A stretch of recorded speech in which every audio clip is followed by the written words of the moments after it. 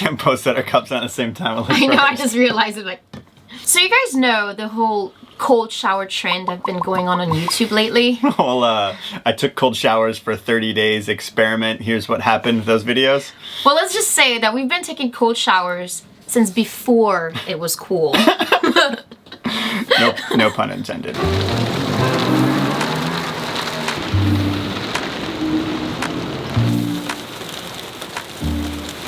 I grew up in Haiti, and growing up I never had a water heater, so taking a cold shower was like an everyday part of my life. And I grew up in Canada where it was cold, so taking a hot shower was like fantastic. We only took hot showers. I don't think, like, you'd go for a swim in the river and then go take a hot shower to warm back up again. So 6 years ago when we moved on to our sailboat, it was a definite discussion on whether or not we were gonna have hot water, because I couldn't see living without it, even though I'd never lived in the Caribbean before.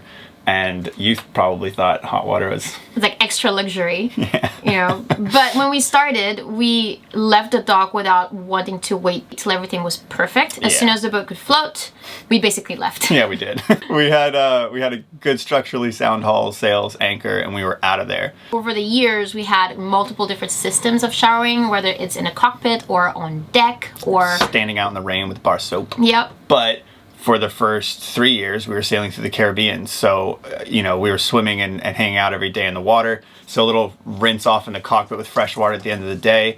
Didn't matter if it was cold, it felt kind of good. We didn't really need hot water. But a little secret, if you know a cruiser or want to be friend with a cruiser, just offer free laundry and a hot shower, and it's almost impossible for them to say no.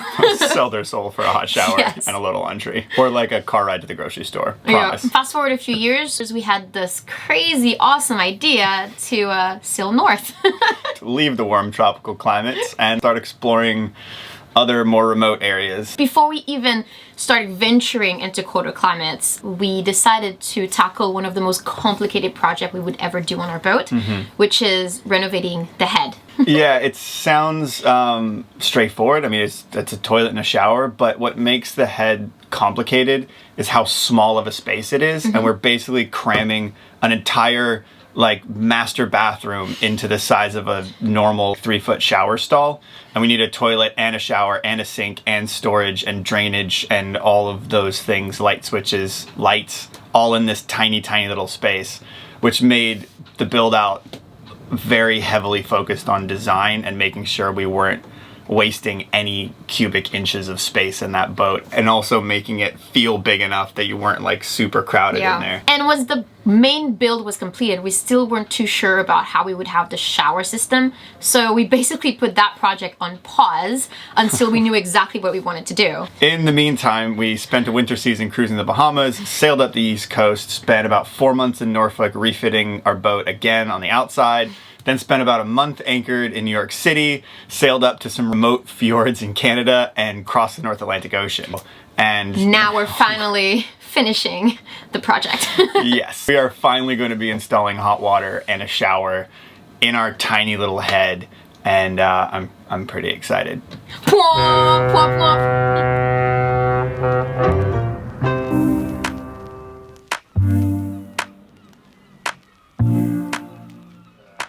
Well, as you can see, the space is pretty tiny, and once we finished the actual build out of the space, we started planning how and where we were going to put a shower in here. We went through a couple of ideas, but nothing really worked out the way we wanted it to, because you're always like, it's a very small space, so we can't really have anything like on the walls or you bump into them. And the other problem we run into is that all of these bulkheads are just 3/4 inch plywood. There's no wall to hide plumbing in. So it took us a while to come up with a solution, but I think we finally have a pretty good plan for how we're gonna plumb a shower in here. And it starts with hot water tanks. So today I'm finally gonna install hot water.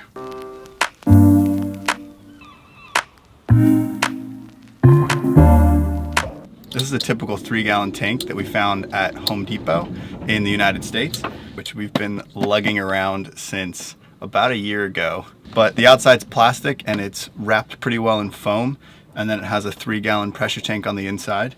The only problem is that it runs at 120 volts AC, but the guys at Missouri Wind and Solar sell a 48 volt 700 watt element, so it should just thread in, and then we'll be able to wire it directly to our 48-volt battery bank. It might not be the most efficient system. There's probably better ones out there, but this thing costs about 80 bucks.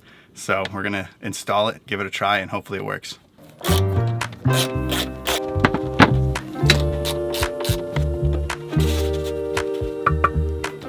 This is where the old one's threaded in, 120 volt element. I'm hoping this 48 one's gonna fit.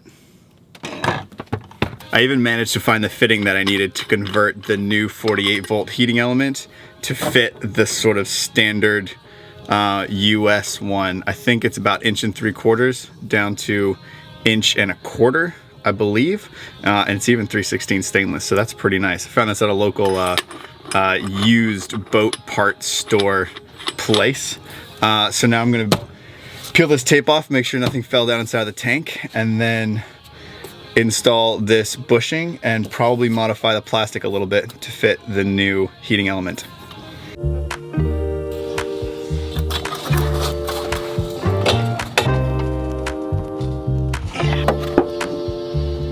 Dremel? Dremel.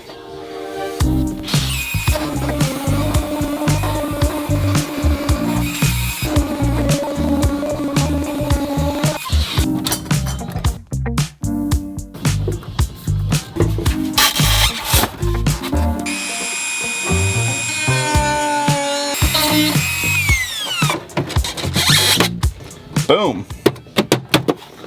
Dunsky. It's pretty DIY. Hope it works.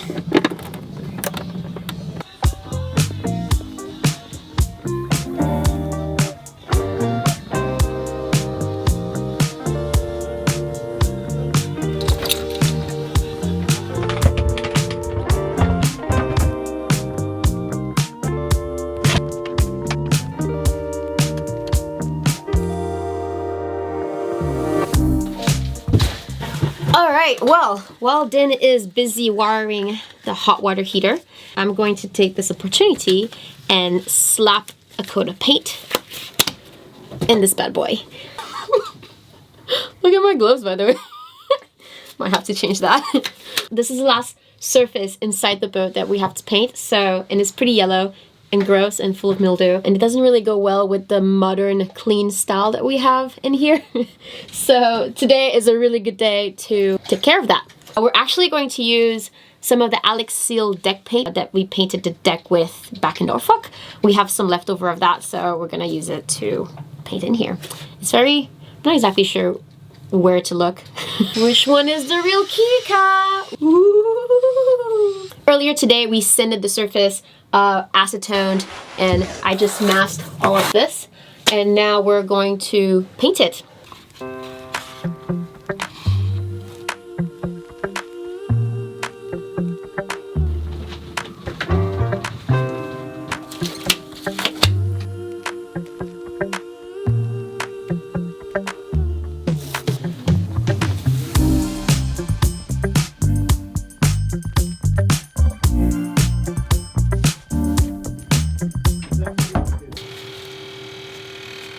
Looks good, dude. Yeah, it looks really good. Thanks for the fan, though. Alright, I'm not gonna touch it anymore because it's like drywall. The more you f with it, the worse it looks. The more you mess up with it, at some point, it's just gonna mess up. So, like. What's next? I just finished the ceiling. Now I'm going to do the floor. I didn't want to do the floor first because then I'll be stuck. So now I'm just gonna I'm gonna start with the back corner and then work my way out.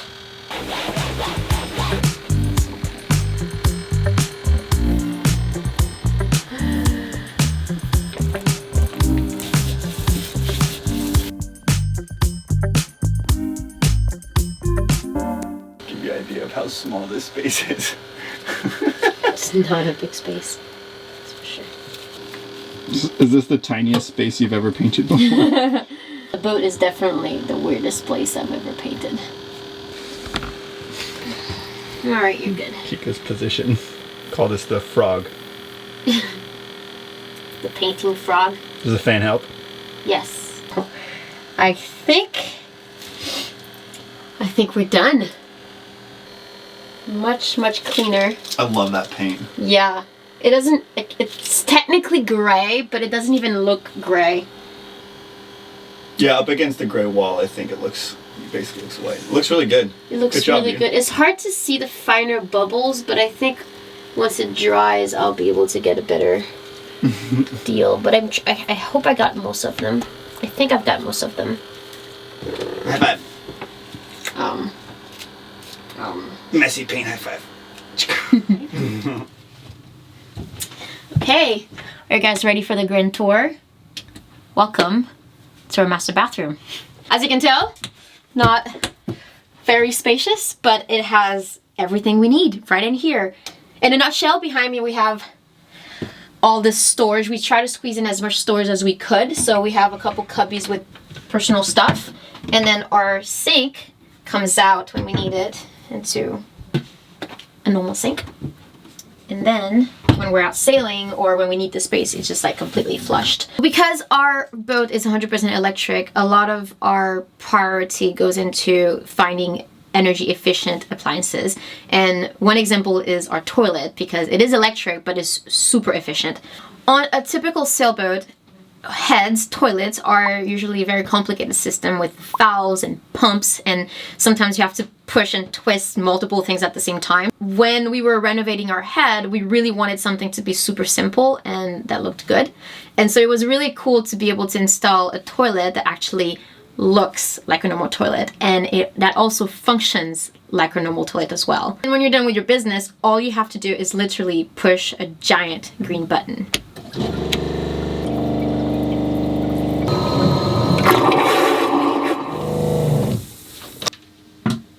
And last but not least, the shower.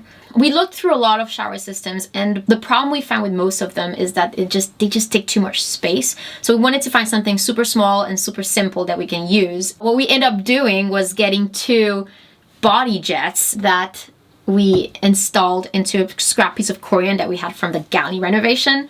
And the cool thing about them is that they can swivel back and forth to adjust the angle. And we also installed 2 buttons to control the water temperature. The body jets have a lot of water pressure, which is really cool in order to save water. But the thing that saves the most water is we installed a foot switch so that you can control how much water is coming out while you can still use both hands when you shower, so that you don't have like a continuous run of water for minutes at a time. You can just press it, use it, let go, soap, press it again, use it. And I think that's pretty cool. So that's kind of the nutshell of how it works.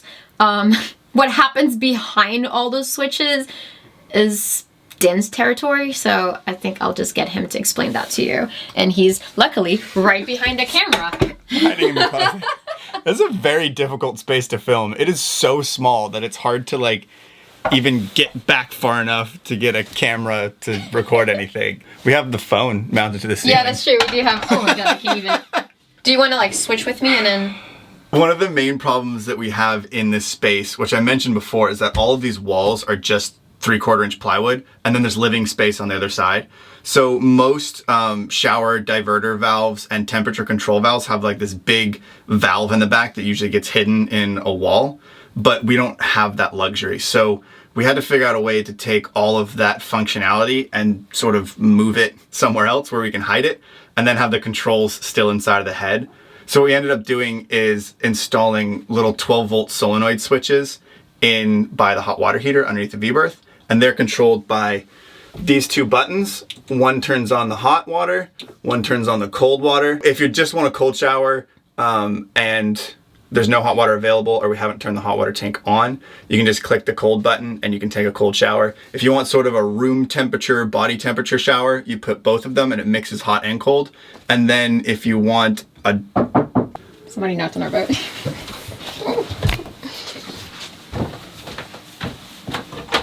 Hello? Oh, thank you. All right, Back to the explanation. So by having the ability to step on a foot switch and still have both hands available to shower, you can shower a lot faster, and you're not wasting water when you don't need the water on. You just take your foot off the foot switch, the water stops, you can do whatever you need to do, and then rinse off again. So it's a super efficient way of showering, it doesn't use that much more water than our old system did with the pumping garden sprayer. Pick what temperature you want, you step on the switch, water comes out, and then the sump pump automatically turns on and takes it all out of the drain. We didn't want to have a sump box where the water goes down into and then a float switch activates, because if you've ever had to clean one of those things out, you know you'd probably rather clean out a holding tank or a head than clean out a sump box. They are disgusting. So we just have a straight pipe that goes through to our sump pump and it goes overboard. And that way there's nothing to ever have to clean out, which is great. We've tested all the switches and the sump pump works and the hot water does get warm, but we haven't yet tested an actual shower in here yet. So we should probably do that, find out how long we can shower for, how long the hot water lasts, how much energy it takes to heat up the tank of water. You want to go first? I think we should rock, paper, scissors it. Yeah, just best out of 3 or best out of 3. Best out of 3? Ready? Rock, paper, scissors, shoot. Rock, paper, scissors, shoot. Rock, paper, scissors, shoot. Rock, paper, scissors, shoot. We're the same person. Rock, paper, scissors, shoot. Ha! I got one. Rock, paper, scissors, shoot. Oh, I got 2. Boom! You're showering first. All right. You ready for your first shower? Yes. First hot shower inside Uma. Oh, speaking of shower though, we have a system now. We have a shower curtain. Just so that we don't get, I mean, everything can get wet inside here, but it's just better not to have it wet. So we can slide it open. And then once you're in here, there's like little magnets that we attach to the corner of the shower curtain that just like snaps into place here. And so nothing will get wet. Bye.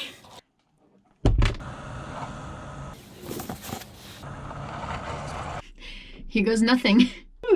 The hair action.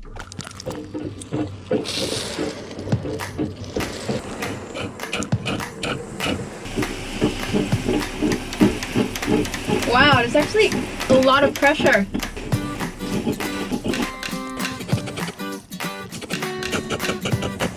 Yeah, okay, perfect.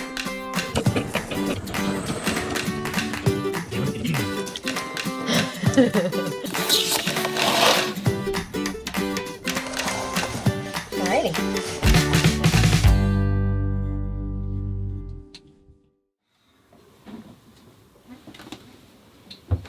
That was nice. How was your shower? That was nice. This is for you. That was like the longest warm shower I think I've ever taken on the boat. I know, right? We ended up both showering after all.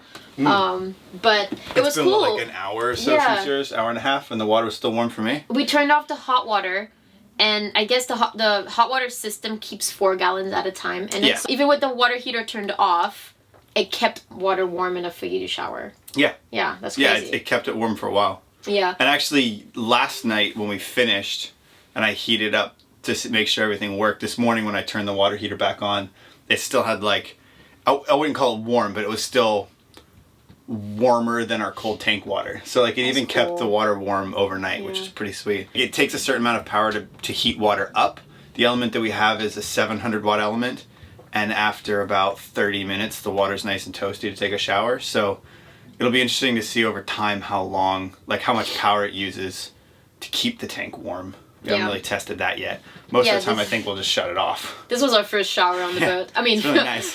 This was our first real shower on the boat. Let's put it that way. Next thing on the list is going to be figuring out a water maker, I think. I think that'll be a good addition for sure. That'd be nice. They are quite expensive.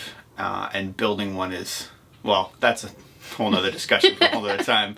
I'm just excited that we have hot water on the boat. Cheers to no more garden sprayers. Are you going to high five me? I like a high five. High five to no more garden sprayers. Oh, that was painful. So, this is so cool. It's like a luxury. I know. What, 5 years later? Yeah. And what, 2 years after we did the head renovation? Almost? Yeah. Like a year and a half after we renovated our head? We're finally have a shower. Little things in life. It's done enough. It's done enough. Cheers to being done enough. Cheers. Cheers to you guys too. Oh, and comment below if you would like eventually us to do like a full-blown tour of the entire boat, because I know that we've showed you separated sections per project.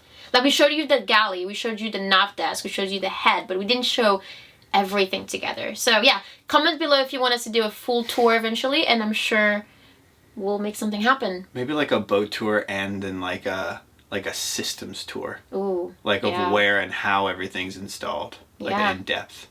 And of course, more of the wiring diagrams and the plumbing diagrams and the parts lists. We'll put all that stuff in the vault. So if you guys are interested, you can head over there and start digging into some more of the details and 3D models and stuff that we've built of our head throughout the design and construction process. Cheers, and don't forget to like and subscribe, and we'll see you guys next time.